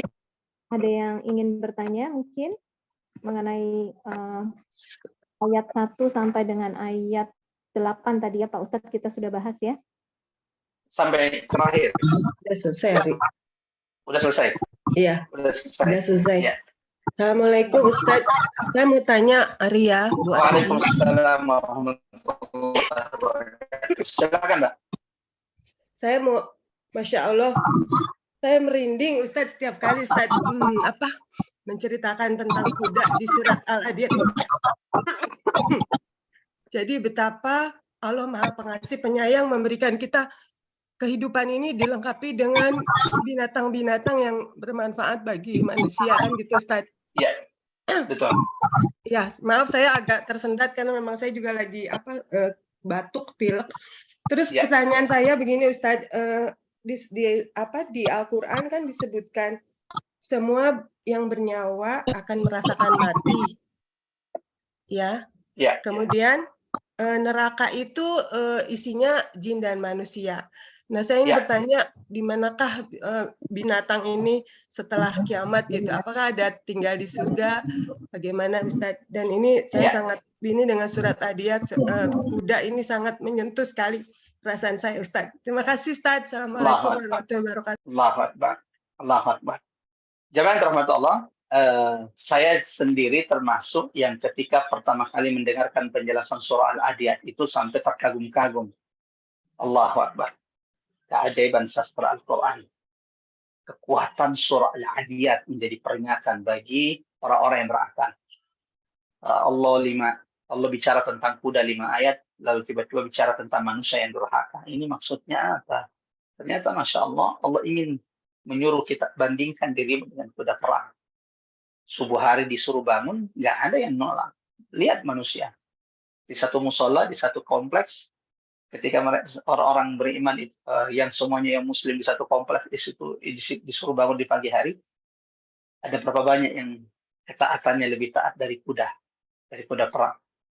Dan ada berapa banyak orang yang kuda perang itu lebih taat kepada majikannya dibanding manusia dengan Tuhannya. Nah, hewan-hewan ini jangan rahmatullah, ada beberapa pendapat ulama. Ada yang mengatakan bahwa hewan ini itu akan berakhir dengan berakhirnya kiamat, dengan berakhirnya bumi ini. Ya. Sehingga hewan itu tidak ada lagi surga dan neraka. Ada juga yang mengatakan tidak. Ada. Yang pasti tidak ada hewan yang kemudian masuk neraka, tetapi kemudian hewan-hewan itu nanti sampai betapa adilnya Allah. Hewan-hewan yang terzolimi itu sampai kezoliman di antara hewan, ya, itu diselesaikan nanti di hari kiamat. Jadi kalau kezoliman di antara hewan saja itu diadili pada hari kiamat, bagaimana dengan kezoliman di antara manusia? Hati-hati. Jangan menjadi orang yang paling rugi. Sibuk memperbanyak amal soleh, haji, umroh tiap tahun, banyak tilawah, tapi juga menyakiti banyak orang. Menyakiti orang-orang di sekitarnya, mendolimi orang-orang di sekitarnya, sehingga gunung-gunung pahalanya kelak akan habis hanya untuk sekedar menutupi kezaliman-kezalimannya di dunia. Jadi seperti itu, ada dua pendapat. Ada yang mengatakan tidak, mereka itu tidak akan berakhir nanti pada hari kiamat dan tidak ada surga dan neraka bagi mereka. Sebagaimana jin itu jamaah rahmat Allah, jin itu yang ada hanya neraka. Sebagaimana Allah sebutkan dalam Quran. Walaqad dzara'na li jahannam katsiran minal jinni wal insi, kami telah menyiapkan untuk neraka itu banyak daripada jin dan manusia. Punya hati tapi tidak memahami, punya pendengaran tapi tidak, punya telinga tapi tidak mendengar, punya mata tapi tidak melihat. Jin itu hanya masuk neraka, ya. Sementara jin solehnya yang berimannya, zaman rahmatullah, itu akan berakhir di akhirat. Maksudnya ya sudah, tidak ada surganya. Hanya yang berdosa saja yang dimasukkan ke dalam neraka. Ini salah satu pendapat ulama. Ada pendapat lain mengatakan tidak. Jin itu yang beriman, yang soleh juga tetap masuk surga. Tapi mereka hanya di pinggir-pinggir surga. Hanya di luaran surga, di pinggiran surga. Karena pertengahan surga itu, tengah-tengah surga itu tempat manusia. Dan jin nanti pada hari kiamat di surga tidak akan pernah bisa melihat manusia. Mereka tidak bisa lagi melihat manusia yang dimasukkan Allah ke dalam surga-surganya. Berbeda dengan di dunia. Di dunia ini kan jin melihat kita, kita tidak bisa melihat jin. Di akhirat terbalik. Jin tidak bisa melihat manusia lagi yang Allah telah masukkan mereka ke dalam surganya. Adapun jin yang kafir, munafik, ya sama. Berkumpul dengan manusia-manusia kafir dan manusia-manusia munafik di neraka jahanam Allah Subhanahu wa taala. Seperti itu kira-kira penjelasannya. Wallahu a'lam bissawab. Karena memang juga tidak ada dalil yang menjelaskan detail tentang itu sehingga ulama berbeda pendapat. Silakan. Terima kasih Pak Ustadz. Ada lagi pertanyaan Ibu-ibu?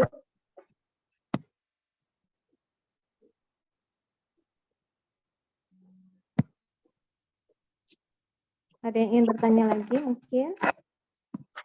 Pak Ustadz, kalau gitu yang terakhir saya bertanya boleh untuk sambil menunggu ada yang bertanya lagi. Kalau gitu terakhir itu kan kita mentadaburi surat Al-Asr ya. Nah, ada hubungan Pak Ustadz antara surat Al-Asr dengan surat Al-Adiyat ini Pak Ustadz? Ada hubungannya dengan surah Al-Asr. Iya. Ya, jelas. Surah Al-Adiyat ini diturunkan setelah surah Al-Asr. Dan dua surah ini memiliki keterikatan hubungan makna. Surah ini jemaah rahmat Allah memiliki munasabah yang sangat kuat. Apa munasabahnya? Di surah Al-Asr, di surah ke-12, di surah ke-13 Al-Asr, Allah bercerita tentang apa? Manusia yang merugi. Ya. Di surah ke-14, surah Al-Adiyat, Allah menjelaskan tentang gambaran manusia yang merugi. Siapa itu? Innal insana li rabbih lakanud, yang kufur, ingkar kepada nikmat karunia Allah, inilah yang merugi itu. Ini gambaran, penjelasan, contoh orang-orang yang merugi tersebut. Wa innahu lihubbil khairi lasyadid, yang berlebihan, dibutakan oleh harta, hidupnya hanya untuk mengejar dunia yang fana ini. Ini contoh orang-orang yang merugi. Seperti itu kira-kira. Sebagaimana jemaah rahmati Allah, surah Al-Adiyat ini kan setelah surah Al-Zalzalah. Al-Zalzalah itu adalah surah ke-99. Al-Adiyat ini adalah surah ke-100. Ini juga memiliki, Masya Allah, keterikatan, munasabah yang sangat kuat. Surah Al-Zalzalah itu bercerita tentang apa? Wa akhrajatil ardu asqalaha, manusia yang dibangkitkan nanti dari kuburnya. Surah Al-Adiyat sama-sama menjelaskan tentang itu. Apa namanya? Wa inna li hubbil khairi lasyadid wa in afala ya'lamu idza bu'thira ma fil qubur. Sama-sama menceritakan bagaimana manusia kalau sudah dibangkitkan dari kuburnya. Wa hussila ma fis sudur, lalu kemudian semua rahasia yang disembunyikan manusia selama ini, bahkan yang tidak ditahu oleh pasanganmu, yang tidak ditahu oleh anakmu, yang tidak ditahu oleh kerabat terdekatmu, wa hussila ma fis sudur. Hari itu semua rahasia, semua yang disembunyikan, semua yang abu-abu di dunia ini akan terbongkar di hadapan Allah Subhanahu wa taala. Wa hussila ma fis sudur innahum bihim yawma idzin lakhabir.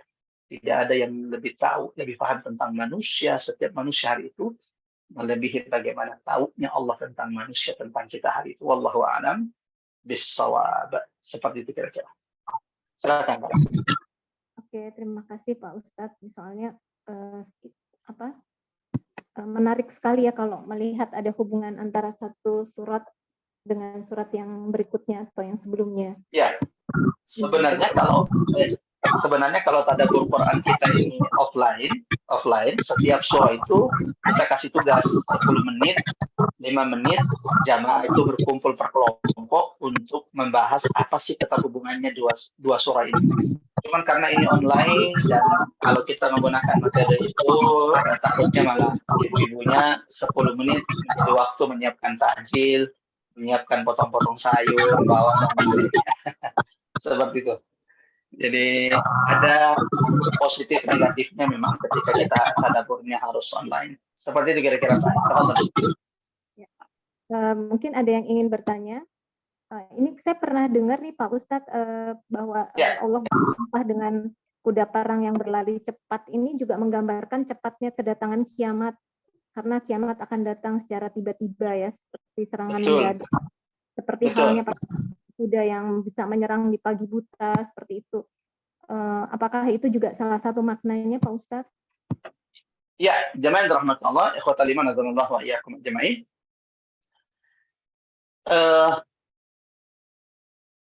Al-muqsam alaih. Al-muqsam alaih itu apa yang Allah bersumpah dengannya, itu pasti ada keterhubungan dengan pembahasannya. Jadi itu kaidahnya ya. Tidak mungkin Allah bersumpah dengan sesuatu, kemudian itu nggak nyambung dengan apa yang Allah sumpahkan di dalamnya. Kuda tentang manusia. Tadi kan Masya Allah sangat amat jelas itu. Wattini wa zaituni wa turi sinina wa hadzal baladil amin. Laqad khalaqnal insana fi ahsani taqwim. Apa yang Allah gunakan untuk bersumpah dengan apa yang Allah ingin tegaskan, sampaikan di surah itu mesti ada keterhubungannya. Dan ini semuanya kalau mau dibahas panjang betul. Sehingga memang di setiap tadabbur Quran kita ini teman-teman, saya hanya mengambil pesan-pesan pentingnya saja. Beberapa hal tentang hubungan antara al-muqsam, makhluk yang Allah bersumpah dengannya dengan apa yang Allah sumpahkan, itu kadang saya tidak ambil karena melihat ini tidak terlalu penting bagi jamaah rahmat Allah, mengingat yang banyak yang sudah tua, yang ini yang harus diambil ini apa kira-kira yang bisa diamalkan dalam kehidupan sehari-hari. Sehingga tadabbur itu saya simpelkan seperti itu. Ketika Allah bersumpah dengan kuda-kuda perang. Nah, salah satu pembahasan inti pada surah Al-Adiyat itu adalah ketika Allah menceritakan manusia itu akan terbelalak, manusia itu akan menyesali semua keingkaran, kedurhakaannya, kecintaannya berlebihan dengan harta kalau kiamat itu sudah datang. Ya. Bagaimana kiamat itu datang? Kiamat itu datang tiba-tiba, nggak ada yang tahu kapan datang itu kiamat. Tiba-tiba bumi ini terguncang. Kalla idza dukkatil ardu dakkan dakka. Diawali dengan suara yang menggelegar, suara tiupan trompet dari malaikat Israfil yang sudah diperintahkan oleh Allah Subhanahu wa ta'ala. Seperti itu kira-kira pembahasannya. Wallahu a'lam bis-shawab. Oke, terima kasih Pak Ustadz. Ada lagi Bu Ibu, kalau tidak ada pertanyaan, ya, tutup dengan doa. Ini kebetulan ada ini untuk yang mungkin saat ini kurang sehat atau diuji dengan penyakit Pak Ustadz. Semoga segera dapat penyakitnya ya. Tadi salah satu contohnya Bu Ani, mungkin ada ibu-ibu juga, atau ada anggota keluarganya yang baru sedang sakit atau baru keluar dari rumah sakit. Kita doakan bersama supaya segera diberikan kesembuhan, dan untuk kita semua supaya bisa memanfaatkan bulan suci Ramadan ini untuk beribadah semaksimal mungkin. Semoga semua amal ibadah kita diterima Allah Subhanahu wa taala. Allahumma amin, Allahumma amin ya rabbal alamin, Allahumma amin ya rabbal alamin. Jamaah rahmatullah, sejenak sebelum kita tutup meninggalkan majelis ini, saya mengajak kepada siapapun yang masih bergabung di majelis ini, sejenak kita berdoa untuk saudara kita yang saat ini sedang diuji oleh Allah dengan penyakit, untuk saudara kita yang saat ini mungkin baru saja sembuh dan pemulihan, dan tak lupa kita doakan saudara-saudara kita yang saat ini sedang ribat, berjaga-jaga di Masjidil Aqsa. Memang tidak akan kita paham kondisi berat Masjidil Aqsa kalau kita belum pernah datang ke sana atau kemudian tahu tentang kondisi di sana. Atau juga datang ke sana tapi tidak paham tentang apa yang terjadi di sana, itu juga bisa. Banyak yang sudah datang ke sana tapi juga tidak melihat apa yang menjadi PR umat terkait dengan Baitul Maqdis. Aminkan doa saya. Tidak ada orang yang mendoakan kebaikan bagi saudaranya kecuali saat itu ada malaikat Allah berdoa kebaikan untuknya kepada Allah. Astaghfirullahaladzim, astaghfirullahaladzim, astaghfirullahaladzim, alladzi la ilaha illa huwal hayyul qayyum wa atubu ilaih. Allahumma ya Rahman ya Rahim, Allahumma la tada' fi maqamina hadha dhanban illa ghafarta, wa la hamdan wa la dhamman illa farajta, ولا مريضا إلا شفيت ولا ضالا إلا هديت ولا حاجة من حوائج الدنيا إلا يسرتها يا أرحم الراحمين. اللهم ya Allah, jangan biarkan di antara kami ya Allah meninggalkan majelis ini kecuali siapapun di antara kami yang sakit telah Engkau sembuhkan dan Engkau telah turunkan kesembuhan bagi mereka. Ya Allah, ya Rahman, jangan biarkan kami meninggalkan majelis ini ya Allah kecuali Engkau telah berikan petunjuk kepada siapapun di antara kami, ya Arhamar Rahimin. Ya Allah, jangan biarkan kami meninggalkan majelis ini kecuali siapapun yang saat ini kesulitan, kesusahan, terlilit utang. Engkau telah berikan jalan keluar bagi setiap hutang-hutang mereka, ya Allah. Allahumma inna nas'aluka al-khaira kullahu ma sa'alaka nabiyyuk wa na'udzubika minasyarri kullihi ma a'adzaka bihi nabiyyuk. Ya Allah, kami memohon, meminta kepadamu, ya Allah, karuniakan, anugerahkan, berikan kepada setiap di antara kami semua kebaikan yang pernah diminta oleh Nabi kepadamu. Ya Allah, kami juga berlindung dari segala bentuk kejahatan, keburukan, fitnah yang Nabi Muhammad SAW pernah berlindung kepadamu darinya, ya Allah. Allahumma inna nas'aluka ridhaka wal jannah wa na'udzubika min sakhatika wan nar. Allahumma inna nas'aluka ridhaka wal jannah ونعوذ بك من سخطك والنار. اللهم إنا نسألك رضاك والجنة ونعوذ بك من سخطك والنار. اللهم إنا نسألك إيمانا لا يرتد ونعيما لا ينفد ومرافقة الرسول صلى الله عليه وسلم في الفردوس الأعلى.